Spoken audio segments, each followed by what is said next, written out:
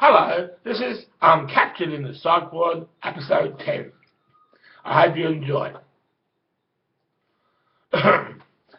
Ron hasn't had sex for a long time. Actually, the cruise was the last time, but it was hard as he was sleeping on the couch and suddenly was woken by a phone call by Sally saying she has found out that she is pregnant and the dates match the cruise ship as well. And well, then this news was hard for Ron to take because he wasn't ready to have another kid.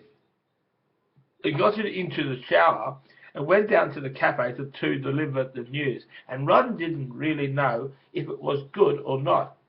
And Fran said, is that wonderful for you? And Ron said, well, I love children, but I don't think I am in the mood for them right now. But I still have to realize if I don't want kids, I should use protection while having intercourse. And Fran said, how about you getting a DNA or paternity test? Because you have to make sure the baby is yours. You see, I haven't seen these kind of situations so many times of sex on a cruise ship. And I am just saying, have a test. If Sally isn't guilty, she won't hesitate. And Ron, as I said, have a fucking test. And after Ron left, he rang Sally about him wanting a test to make sure the baby is his. And then arrived at the hospital and clocked in and went straight to the HDU to see Charlie. And he said, howdy, partner. And the teenager was there and said, I am going to bash you up. And Ron said, hey, baby, if you don't leave Charlie alone, I will punch you in the head. And Pete said, hi, Ron, how are you? How are you fucking going? And Ron said, I am fine. And I have your medication ready in 10 minutes. And Pete said, last night in my dream, Jesus Christ told me that my mental illness was healed. So I am checking myself out tonight. And Ron said, well, how do you figure that one out?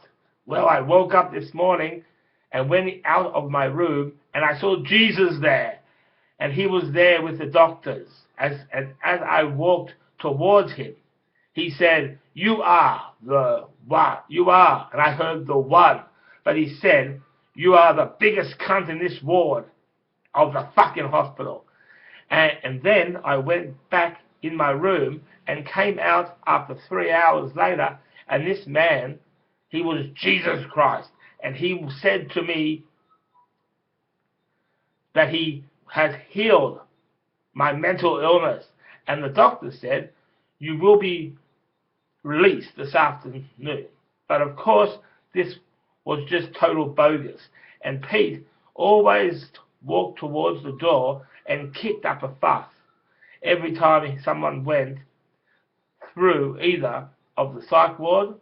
And then Ron walked into the door and said, hi, Pete, are you still seeing Jesus?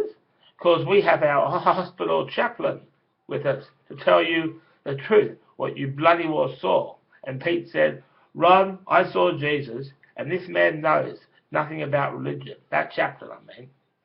He just knows what he's allowed to tell us. He isn't allowed to believe it.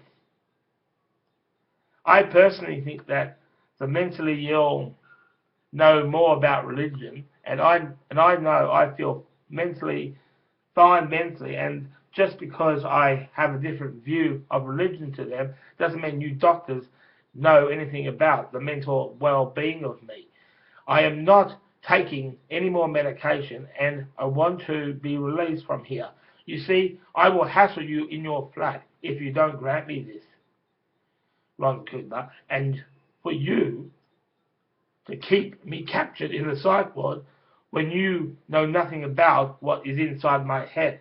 Well, Ron, I want to go home, and the nurses put me on in solitary, and Ron clocked off and went to the cafe and said, today, my neighbour said today he saw Jesus Christ, and he claimed he cured his mental illness. and obviously spoke bogus.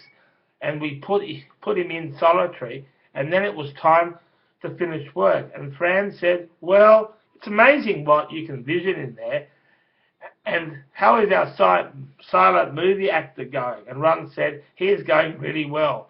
And he yelled a lot in there, but I support him. And Pete needs to understand that I care for him to know that his beliefs are real, but he is in there on a violent charge and needs to be taught that just because Jesus Christ said he was cured, Jesus is no doctor at the Royal Melbourne Hospital. And Ron went home and bought some stuff to make a stir-fry, and went home to make stir-fry with Singapore noodles, and then relaxed on the couch, went home and